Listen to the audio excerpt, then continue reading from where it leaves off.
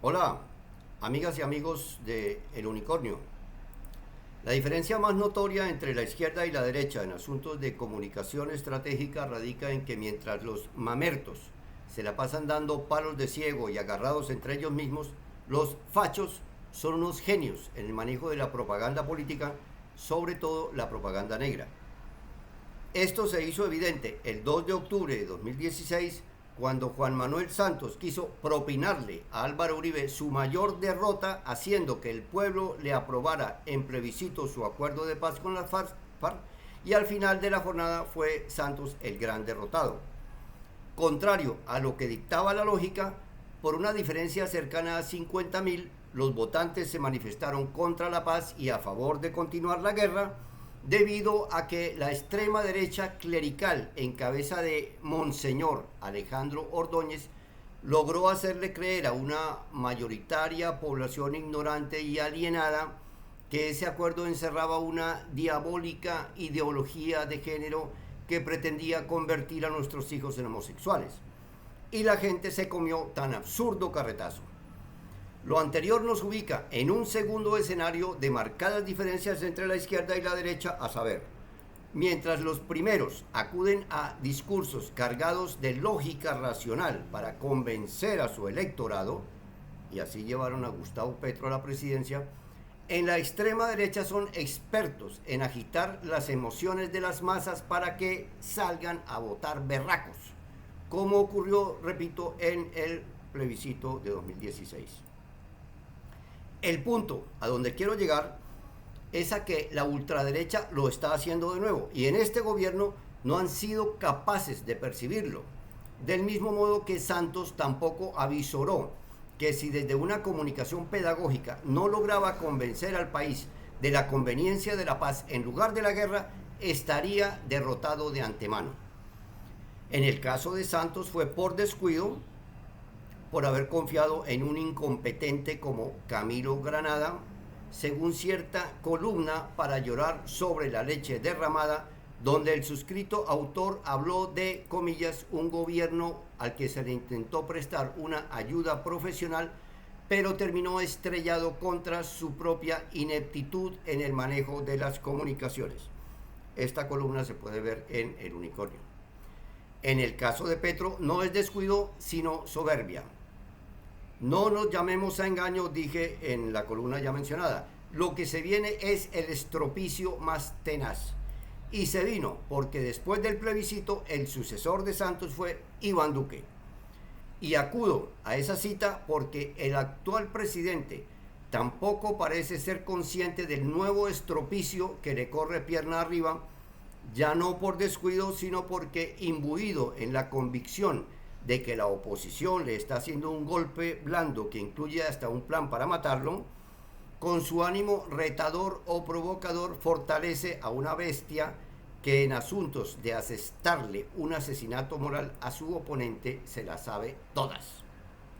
Y las que no se sabe las tiene anotadas. Basta ponerse entonces en actitud de ver los toros desde la barrera para captar que una inteligencia emocional y reflexiva no es buena consejera. Perdón. Se lo están diciendo a Petro voces muy cercanas de su círculo interno, como Laura Sarabia, comillas, es una semana que debemos afrontar en reflexión y autocrítica, cierro comillas. O su ministro de la política, Luis Fernando Velasco, ante la marcha del 21, comillas, pasar por encima del mensaje político sería una torpeza. O el senador Iván Cepeda, comillas, ¿por qué nos pusimos pacto histórico si no es para eso? Si algo tiene la derecha que no tiene la izquierda es que se sabe reinventar ante una derrota. Son muy creativos. Esto se hizo también notorio tanto en las elecciones regionales de octubre pasado, cuando lograron apoderarse de importantes alcaldías y gobernaciones, Antioquia, Atlántico, Valle, Santander, Bogotá, Medellín, Bucaramanga, etc., como en la multitudinaria marcha del pasado 21 de abril. ¿Y cómo lo han hecho? No con propuestas racionales, no señores, sino con propaganda negra centrada en revolcar pasiones primitivas, por supuesto centradas en el odio. Hablo de reinvención, sí, porque ante un hecho tan notorio como la pérdida de credibilidad de los políticos en general, con nadadito de perro, la caverna anda dedicada al adiestramiento o cebamiento de nuevos cuadros, pero ya no extraídos de la politiquería tradicional, sino del periodismo.